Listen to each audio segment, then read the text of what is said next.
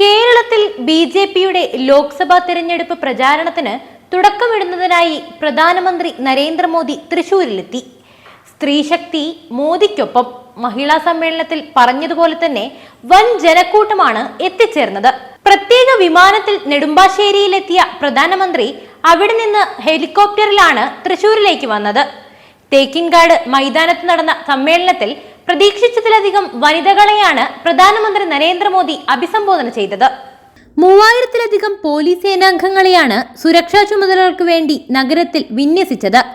ക്രമസമാധാന ചുമതലയുള്ള ADGP MR Ajith Kumar, ഉത്തരമേഖല IG K Sethuraman, range IG S Ajitha Begum തുടങ്ങിയവർ നഗരത്തിൽ ക്യാമ്പ് ചെയ്തു. മുഴുവൻ പോലീസ് സേനാംഗങ്ങൾക്കും കമ്മീഷണറുടെ നേതൃത്വത്തിൽ പോലീസ് അക്കാദമിയിൽ സുരക്ഷാ മുന്നൊരുക്കങ്ങൾ സംബന്ധിച്ച് വിശദമായ നിർദ്ദേശം നൽകി. അക്കാദമി അസിസ്റ്റന്റ് ഡയറക്ടർ ഐശ്വര്യ ഡോങ്ക്രയുടെ നേതൃത്വത്തിൽ 1000-ഓളം വനിതാ പോലീസ് ഉദ്യോഗസ്ഥരാണ് തേക്കിൻകാട് വലയം ചെയ്തത്. സമ്മേളനത്തിൽ നടി Shobhana, Indian olympic association president PT Usha MP, cricket താരം മിന്നുമണി, ക്ഷേമ പെൻഷനായി പൊരുതുന്ന മറിയക്കുട്ടി, സാമൂഹ്യ പ്രവർത്തക ഉമാ പ്രേമൻ, വെച്ചൂർ പശുക്കൾക്കായി ജീവിതം ഒഴിഞ്ഞുവെച്ച ഡോക്ടർ ശോശാമ ഐപ്പ്, വ്യവസായ പ്രമുഖ ബീന കണ്ണൻ തുടങ്ങിയ പ്രമുഖ വനിതകൾ പ്രധാനമന്ത്രിയോടൊപ്പം വേദി പങ്കിട്ടു. അതേസമയം പ്രധാനമന്ത്രി നരേന്ദ്രമോദി എത്തുന്നതിന് മുന്നോടിയായി തന്നെ തൃശൂരിൽ സുരേഷ് ഗോപിക്കായി വിവിധ പ്രചാരണ പരിപാടികൾ തുടങ്ങിവച്ചിരുന്നു. ലോക്സഭാ തെരഞ്ഞെടുപ്പിൽ സ്ഥാനാർത്ഥിയെ BJP പ്രഖ്യാപിക്കും മുൻപാണ് സുരേഷ് ഗോപിക്കായി ചുവരെഴുത്തുകൾ പ്രത്യക്ഷപ്പെട്ടത്.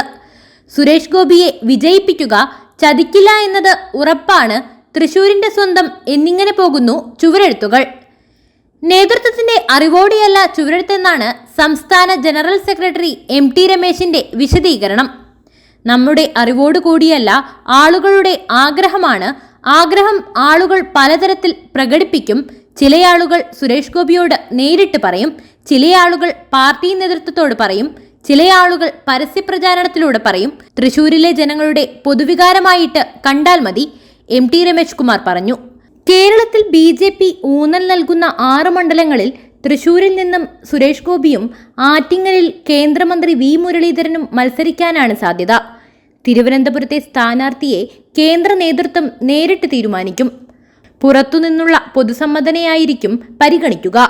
സംസ്ഥാന പ്രസിഡന്റ് K സുരേന്ദ്രൻ മത്സരിക്കാനില്ലെന്ന നിലപാടിലാണ് എന്നാണ് വിവരം.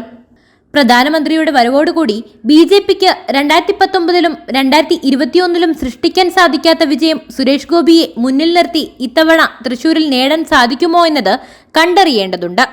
കേരളത്തിൽ BJP ഊന്നൽ നൽകുന്ന 6 മണ്ഡലങ്ങളിൽ തൃശൂരിൽ നിന്നും സുരേഷ് ഗോപിയും ആറ്റിങ്ങലിൽ കേന്ദ്രമന്ത്രി V മുരളീധരനും മത്സരിക്കാനാണ് സാധ്യത. തിരുവനന്തപുരത്തെ സ്ഥാനാർത്ഥിയെ കേന്ദ്ര നേതൃത്വം നേരിട്ട് തീരുമാനിക്കും. പുറത്തുനിന്നുള്ള പൊതുസമ്മതനെയായിരിക്കും പരിഗണിക്കുക.